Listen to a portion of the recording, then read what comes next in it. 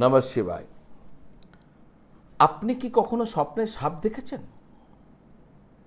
অনেকেই মনে করেন সাপ দেখা মানে অশুভ সংকেত বা বিপদ বা কোনো দুর্ভাগ্যের ইঙ্গিত।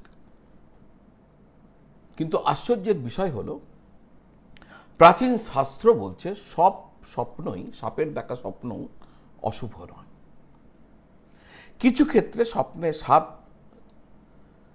দেখা হতে পারে আপনার ভাগ্য পরিবর্তনের সংকেত, আধ্যাত্মিক শক্তির জাগরণের সংকেত, এমনকি দেবতাদের আশীর্বাদেরও লক্ষণ। তাহলে প্রশ্ন হচ্ছে, স্বপ্নে সাপ দেখলে আসলে কি হয়? এটা কি শুধু মনের কল্পনা, নাকি এর পেছনে আছে রাহু কেতুর রহস্যময় প্রভাব অথবা নাগ দেবতার কোনো সংকেত?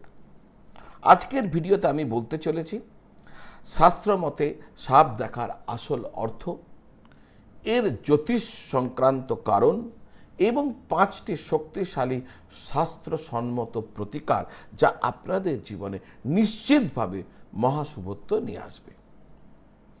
ভিডিওটি শেষ পর্যন্ত দেখবেন, যা জ্যোতিষের এই জ্ঞান আপনাদেরকে নিশ্চিতভাবে আপনাদের জীবনে গ্রহগত সমস্যা যদি থাকে এই সমস্ত বিষয়কে কেন্দ্র করে, তাহলে সেটা কম হয়ে যাবে। প্রথমে বলবো শাস্ত্র মতে স্বপ্নের গুরুত্ব। দেখুন, প্রাচীন ভারতীয় গ্রন্থ যেমন স্বপ্নশাস্ত্র, বৃহৎ সংহিতা, এ সমস্ত গ্রন্থে স্বপ্নকে অত্যন্ত গুরুত্বপূর্ণ বলে বিবেচনা করা হয়েছে। শাস্ত্র মতে স্বপ্ন অনেক সময় অবচেতন মন এবং মহাজাগতিক শক্তির বার্তা বহন করে নিয়ে আসে। বিশেষ করে ভোরের দিকে দেখা স্বপ্ন ভবিষ্যতের ইঙ্গিত দেয়। শাস্ত্র অনুযায়ী স্বপ্নকে 3টি কারণে দেখা হয়। 1, মনের চিন্তা ও অবচেতনের ভাবনা। 2, গ্রহ নক্ষত্রের প্রভাব। 3, আধ্যাত্মিক বা দৈব সংকেত।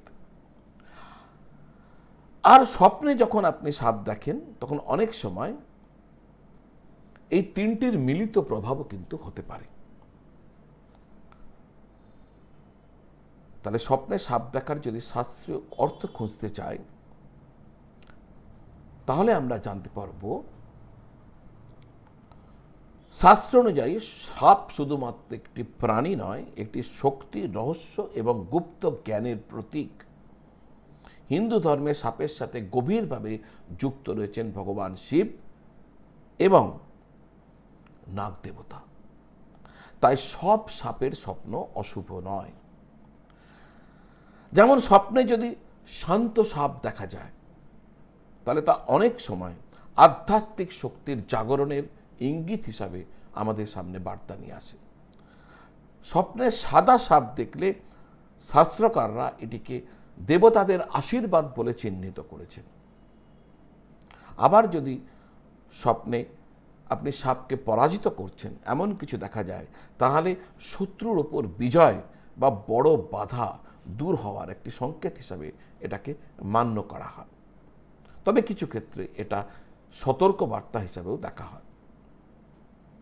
স্বপ্নের সাপ এবং রাহুকেতুর সম্পর্ক একটা অত্যন্ত গুরুত্বপূর্ণ বিষয়, বলবো এই নিয়ে। কিন্তু তার আগে আপনারা যারা আপনাদের জন্মপত্রিকা আমাকে দেখাতে চাইছেন, জ্যোতিষীয় প্রতিকার প্রতিবিধান নিয়ে জানতে চাইছেন, কোনো জ্যোতিষের কোনো জিজ্ঞাসা রয়েছে যার উত্তর পেতে চাইছেন, তাহলে এই স্ক্রিনের নিচে যে নাম্বার দেওয়া আছে 9830564500, এই নাম্বারে যোগাযোগ করবেন।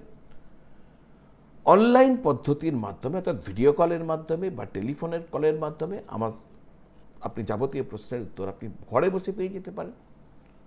আর যদি মনে হয় চেম্বারে এসে দেখা করবেন, তাও করতে পারেন।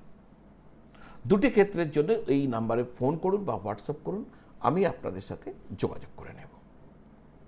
স্বপ্নে সাপ এবং রাহুকেতুর সম্পর্ক।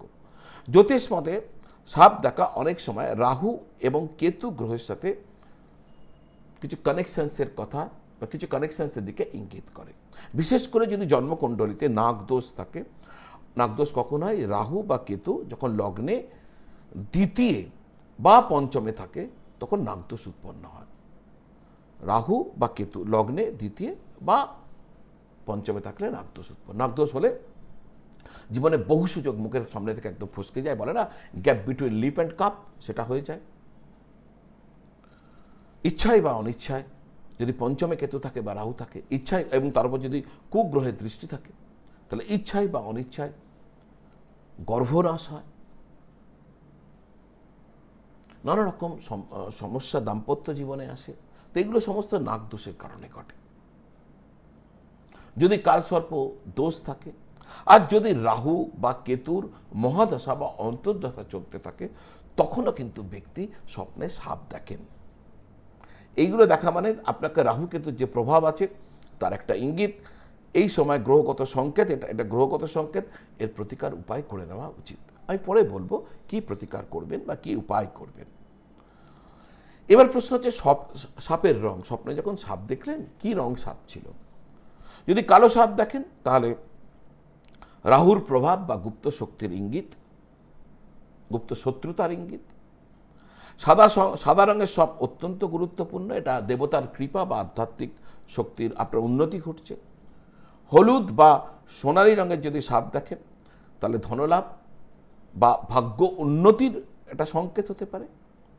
আর সবুজ সাপ জীবনে নতুন সুযোগ বা পরিবর্তন আসতে পারে। তাহলে স্বপ্নে যদি এই রকম রঙের সাপ দেখছেন, তাহলে তার মানে কিন্তু এই রকমই দাঁড়াচ্ছে স্বপ্ন শাস্ত্র অনুসারে। এবার জানুন স্বপ্নে সাপ দেখলে কোন 5টা প্রতিকার, শাস্ত্রীয় প্রতিকার আপনার জন্য সব থেকে মঙ্গলদায়ক হবে। প্রথম প্রতিকার, যারা নিয়মিতভাবে সাপের স্বপ্ন দেখে চলেছেন, তাহলে রাহু কেতুর বিশেষ পূজা করবেন। এই পূজা সব থেকে ভালো হয় যদি আপনারা কুক্কে সুব্রমণ্যম স্বামী টেম্পলে করেন। দেখুন, ভারতবর্ষে বিভিন্ন জায়গায় বিভিন্ন শক্তি জাগ্রত। যেমন আমাদের পশ্চিমবঙ্গে মা কালী, মা দুর্গা। আপনি যদি উড়িষ্যা যান, ভগবান জগন্নাথ দেব, ভগবান বিষ্ণু। তিরুপতি যান, ভগবান বিষ্ণু জাগ্রত। মহারাষ্ট্রে ভগবান গণেশ জাগ্রত। ঠিক তেমনি কর্ণাটকে সুব্রমণ্যম স্বামী ভগবান কার্তিক জাগ্রত। এখানে একটি বিশেষ পূজা হয় যার নাম সর্প সংস্কার পূজা এবং নাগ প্রতিষ্ঠা পূজা। এই মন্দিরে আপনি করতে পারেন। এটি ম্যাঙ্গালোর থেকে 60 কিলোমিটার আগে, সুব্রমণ্যম স্বামী টেম্পল। এখানে রাহুকেতুর পুজো হচ্ছে সর্বোত্তম।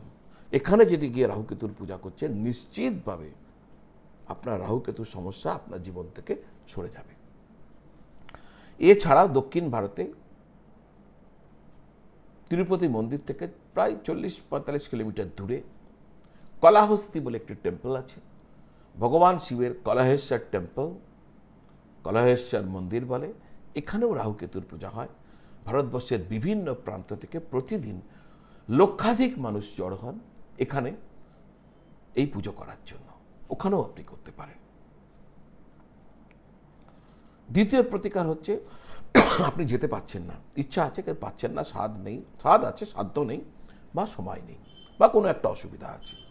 তাহলে দ্বিতীয় প্রতিকার আপনাদের জন্য, সোমবার শিবলিঙ্গে জল বা দুধ দিয়ে অভিষেক করবেন আর নমঃ শিবায় মন্ত্র জপ করতে থাকবেন। তৃতীয় প্রতিকার, শোবার ঘরে যেখানে আপনি মাথা রাখছেন, যে দেয়ালে মাথা রাখছেন, ওই দেয়ালে ভগবান কার্তিকের ছবি আর একটা ময়ূরের পালক রেখে দেবেন সারা জীবন। চতুর্থ প্রতিকার, পাখি বা পিঁপড়েদেরকে খাদ্য দান করবেন নিয়মিতভাবে। আর পঞ্চম প্রতিকার, নাগ পঞ্চমীর দিন নাগ দেবতার পূজা করবেন। এইগুলো যদি আপনি নিয়মিত করতে পারেন বা করেন, তাহলে নিশ্চিতভাবে স্বপ্নে যে সাপ দেখছেন নিয়মিতভাবে, রেগুলার ফ্রিকোয়েন্সিতে, এবং সেখানে রাহুকেতুর যে কানেকশনস আছে, তার যে কুপ্রভাব আছে, সেটা আপনার জীবন থেকে দূর হয়ে যাবে। এবার আপনাদের কাছে একটি গুরুত্বপূর্ণ প্রশ্ন হচ্ছে, আপনি কি কখনো স্বপ্নে সাপ দেখেছেন? যদি দেখে থাকেন তাহলে কমেন্টে লিখবেন হ্যাঁ অথবা না। কি রং ছিল সেটাও আপনি কমেন্টে লিখতে পারেন। আমি দেখার চেষ্টা করব, আর যদি সম্ভব হয় তাহলে কিছু না কিছু উত্তর দেওয়ারও চেষ্টা করব। বন্ধুরা, স্বপ্ন শুধুমাত্র কল্পনা নয়, অনেক সময় এটা আপনার ভবিষ্যতের একটা ইঙ্গিত হতে পারে। তাই স্বপ্নকে ভয় না পেয়ে শাস্ত্রের আলোকে তার অর্থকে বোঝার চেষ্টা করুন। ভিডিওটি যদি ভালো লাগে তাহলে একটি লাইক করবেন, কমেন্ট তো করতে আপনাকে আমি আগেই অনুরোধ করেছি। আর হ্যাঁ, এই ভিডিওটি আপনার আত্মীয়, বন্ধু, বান্ধবদের সাথে শেয়ার করবেন। এই যে টোটাল আলোচনা করে গেলাম, এটা সনাতন, আমাদের যে সনাতন ধর্ম, সনাতন ধর্মের ধরোহর। লক্ষ লক্ষ কোটি কোটি যে মণিমুক্ত রয়েছে না, সেখান থেকেই সংগ্রহ করে আনা। আমাদের সনাতন ধর্মের ঋষিরা, সনাতন ধর্মের বেদজ্ঞ বিজ্ঞানীরা, তারা যা কিছু ভালো থাকার জন্য মানুষকে জানিয়ে গেছেন, এটি তার একটি অংশ। এর প্রচার এবং প্রসার দুটোই হওয়া উচিত। আমি আমার কাজটা করছি, আপনাদেরকে স্বনির্বন্ধ অনুরোধ, এই ভিডিওগুলোকে শেয়ার করবেন। যারাই এই ধরনের ভিডিও করছেন তাদের ভিডিওগুলোকে শেয়ার করবেন। এতে সনাতন ধর্মের যেখান থেকে মানুষ লাভবান হতে পারেন, তাদের জীবনকে নিয়ন্ত্রণ করতে পারেন, জীবনকে সুখী করতে পারেন, সেই জ্ঞান তাদের কাছে পৌঁছাবে। এই কাজে আপনিও একজন অনুঘটকের কাজ করতে পারেন। আমার এই চ্যানেলটি যদি আপনি এখনো সাবস্ক্রাইব করেননি, আমার বিনম্র নিবেদন, চ্যানেলটি সাবস্ক্রাইব করে বেল আইকন প্রেস করে দেবেন। এই ধরনের জ্যোতিষগত তথ্য, আধ্যাত্মিকতার বিভিন্ন রকম তথ্য এবং সূত্র আপনাদের কাছে নিয়মিত পৌঁছতে থাকবে। আপনারা সকলে ভালো থাকবেন আর সকলকে ভালো রাখবেন। নমঃ শিবায়।